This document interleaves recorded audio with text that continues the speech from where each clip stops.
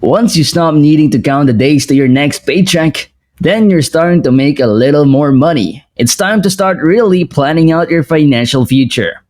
And it's really easy to avoid doing this because you've never had to do it before in your life. Because that was the point, right? Getting into middle adulthood, there is really a major shift in priorities that happens right there. There are so many things that get in the way of securing your financial future, and you may not even realize it.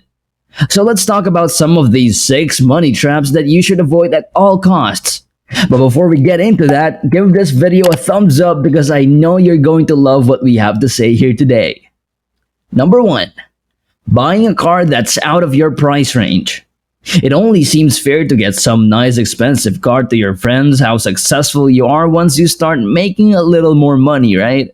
After all, you have worked so hard and you deserve it. And I am saying there is absolutely nothing wrong with enjoying the things you like. So let's say you get these extra dollars in your bank account. You go straight out a dealership and bought a nice luxurious car. I mean, come on, you bought a new Jag. That car feels so good, you feel so cool driving it around, and everybody obviously admires you for your new fancy car. And that may last for about 2 weeks, but then you'll soon figure out, nobody really cares at all. So don't buy a fancy car to impress people you don't like or don't know just because you can cost. Honestly, people really don't care.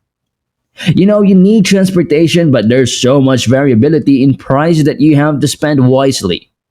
New cars can be one of the biggest money pits a person can get stuck in. When you're in your 30s and you want to build up financial freedom, it's just going to be something that gets in the way. A fresh car from the manufacturer loses about 30% of its value in the first year and a half, but by the end of the 3 years. But it's still a good car, right? Now, by comparison, if you buy a really solid vehicle that's a few years old, maybe at about half price, and you keep it in good condition, you're going to have a much lower payment, and by the way, again, no one cares what car you're driving. But if you want a fancy car, go buy a 3-year-old for more. For example, a GL450 is going to be about half of what the car was new, which was about $80,000. You can buy them for $40,000 and it's still good as new because usually those people are taking great care of them, and now you're riding around with a GL450 you want. And you know what else? It looks exactly like a 2021 GL450. So learning to protect and enjoy what we already have will make it a lot easier to set aside more income for investing. Number 2. Buying a home that's too expensive for you. Owning a home that increases in value is a really good practical expense, but there's a point of diminishing returns. When you are funneling every dime you have into a mortgage on a home that you can't really afford, then you have no money left for emergencies. You have no money left for investing. You have no money left, period. Everything can be brutal when you have a monthly payment that you can barely manage. It can place an enormous weight on your budget for 30 years on average. Instead, it might be a better idea to keep an eye on the local market and buy when you can get a home in a good neighborhood for a moderate price that you can handle. Another tip is to put some time into really looking for a bargain on a house. People get into trouble financially all the time. The people who just can't afford that really nice house might get into the foreclosure, and you might be able to buy that house really, really cheaply. Look for houses on the edge of really improving neighborhoods. Those houses in a few years are going to be in the middle of a great neighborhood. Look for homes that are on the edge of something that's getting better. In other words, go find yourself something on sale now. Number 3. Spending too much going out. We all do think that paying for a house and a car is the biggest hit to our monthly income.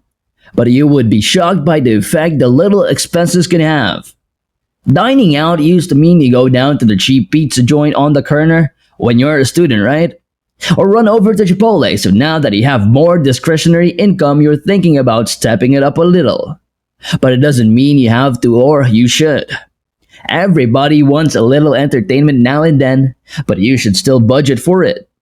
Give yourself a little room to spend on the things you really want to do, which is great, but keep it under control.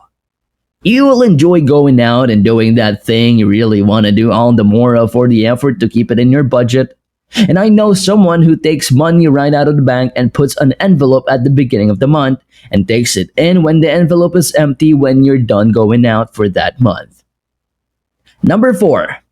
Having an expensive significant other. Oof, believe me, even if you're a master of your own money, other people may have a habit of getting in the way of your financial plans in a big and powerful way.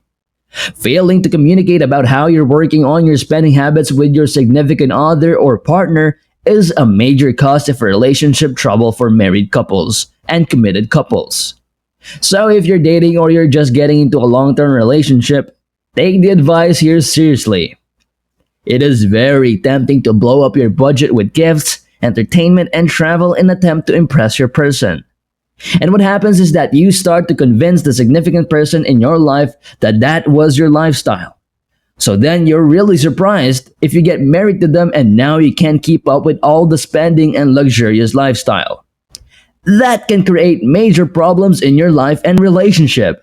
So don't allow too many weekend getaways to rob you of your ability to demonstrate who you really are going to be in your future. Guys, make sure you set the right expectations and are really clear from the start. Live your lifestyle with the person you expect to live your lifestyle with, and don't fake it. A bunch of fakers and you're going to avoid a lot of fights over finances in the years to come. And for number 5, paying a fortune on credit card bills. So many people think credit card debt is the worst debt ever. And that's because that's why many people are stuck in it. Credit cards are definitely easy to access these days. Even if you don't have a solid income or good credit, they love to have you jump in there. You might have a few monsters lurking in your wallet from your college days with interest rates higher than you can afford. Every time you spend money on a credit card and you don't pay it back at the end of the grace period, you are paying with your own investment capital. For the convenience of spending money, it can be very tempting to open a new credit card once you max the other ones out.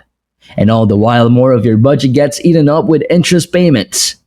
It is a very dangerous game you better not play, as there's an easy way to stop the cycle. Just keep your budget less than your income and stick to it, and don't open new credit cards no matter what. And finally, number 6, not investing. Not investing is a huge mistake. Although some people are putting a lot of emphasis on short-term investment gains, getting to your goal financial freedom is not a sprint, it's a marathon. The earlier you start, the more you can accumulate. So beginning investments and beginning with planning for financial freedom is still all about the balance between paying your expenses, eliminating card debts, and always setting aside money that can help you get to your goal of having the life you want. Life moves really fast and you do not want to lose track of your opportunities. You're going to have many of them, and investing now gives you decades to pick up skills and confidence to watch your money grow. You've got to get it as early as you can in your 20s and 30s. Keep the belt really tight always. Pay yourself 10% of your income first and live on the rest of it, including taxes. Let 10% of every single paycheck go into your investment portfolio. Now, I would be delighted to hear from you. Have you ever fallen for any of the 6 money traps and regretted it? Please feel free to leave a comment down below with your answer. Also, don't forget to give this video a thumbs up and subscribe to the channel if you haven't yet. Turn on the bell notification as well so you don't miss on our future videos. Thanks for watching. Until next time, this is Wall Street, where we elevate you.